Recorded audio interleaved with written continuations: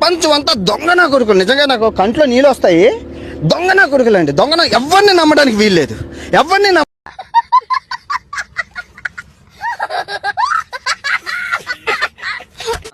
ఒకటి మా ఛానల్ కూడా కారణం. మన ఛానల్ సబ్స్క్రైబ్ చేసుకోకపోతే ఇప్పుడు సబ్స్క్రైబ్ చేసుకోండి. అసలు ఏం మాట్లాడుతున్నా తెలుస్తుందా భయ?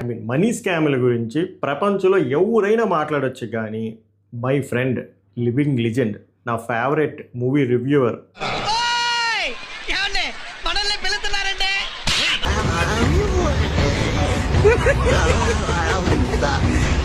నువ్వు మాట్లాడుతావు బ్రో స్కామ్ గురించి? నువ్వు మాట్లాడతావా స్కామర్ల గురించి? అసలు సిగ్గుందా దేనికైనా? నాకు లేదు. అదే మరి ఉందా అంటున్నా. నాకు లేదు.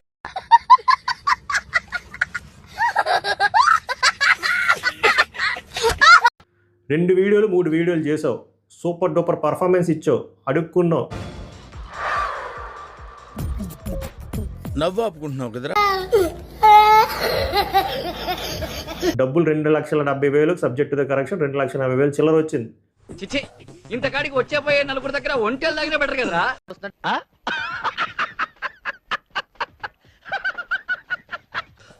సో ఫైనల్గా ఈ నందూస్ వరల్డ్ సిఓఏ స్కామ్ ఏదైతే ఉందో ఇంకా దీనికి ఆల్మోస్ట్ ఇంకా మరించుకోవాల్సిన అవసరం లేని ఒక సిచ్యువేషన్ అయితే క్రియేట్ అయిపోతుంది. ఎవరైనా మాట్లాడచ్చు, కానీ స్కాములు చేసిన నువ్వే స్కాముల గురించి మాట్లాడుతూ దానికి స్పీచ్ ఎందుకు? సింపుల్ గా నిన్ను చూపిస్తే సరిపోద్ది కదా.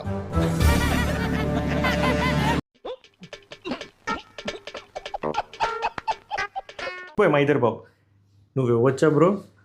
స్కాముల గురించి నువ్వు మాట్లాడొచ్చా? నీకు మాట్లాడే అర్హత ఉందా? ఏంట్రా ఇలా మారిపోయావేంట్రా నువ్వు? అరే లింక్ మ్యాటర్స్ లేడీస్ తెలియకూడదురా, కొంపలు అడిపోతాయి. సో మీడియాలోకి వచ్చి కూడా చాలా మంది మాట్లాడుతున్నారు. వాళ్ళందరూ కూడా మేము ఇలా మోసపోయాం, అలా నష్టపోయాం, ఇలా మోసపోయాం అని చెప్తున్నారు. ఏం మాట్లాడతావు నువ్వు? ఏం మాట్లాడతావు నువ్వు? కట్టిన చీర మళ్ళీ కట్టరు, ఎప్పుడు చూసినా నగలేసుకునే కనబడుతుంటారు, చాలా లావిష్గా ఉంటారు, చాలా రిచ్గా కనబడుతుంటారు.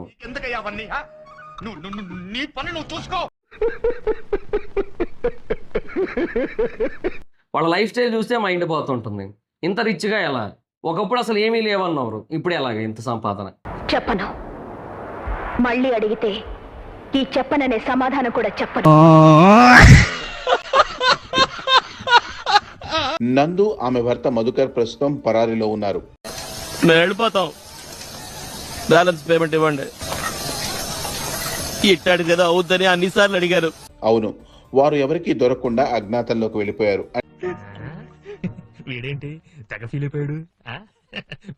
అంటే ఇద్దరు అబ్స్కాండ్ అయ్యారు. పోలీసుల విచారణకు భయపడే వీరు పరారయ్యారనే వార్తలు బలంగా వినిపిస్తున్నాయి.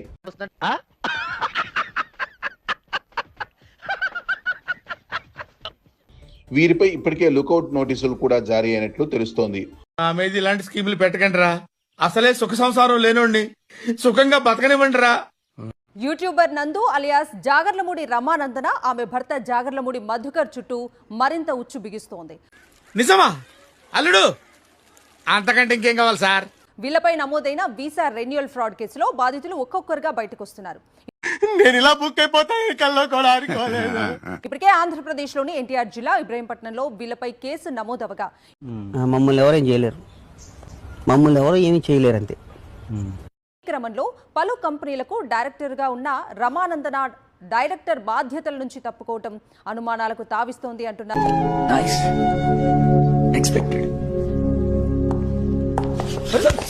వీసా జాబ్ ఫ్రాడ్ పేరుతో జరిగిన మోసాల్లో జాగర్లమూడి మధుకర్ పాత్ర ప్రధానంగా ఉన్నట్టు బాధితులు ఆరోపిస్తున్నారు. మూర్తి గారు, ఇలాంటప్పుడే గుండె రాయి చేసుకోవాలి. ఏం చేస్తారు?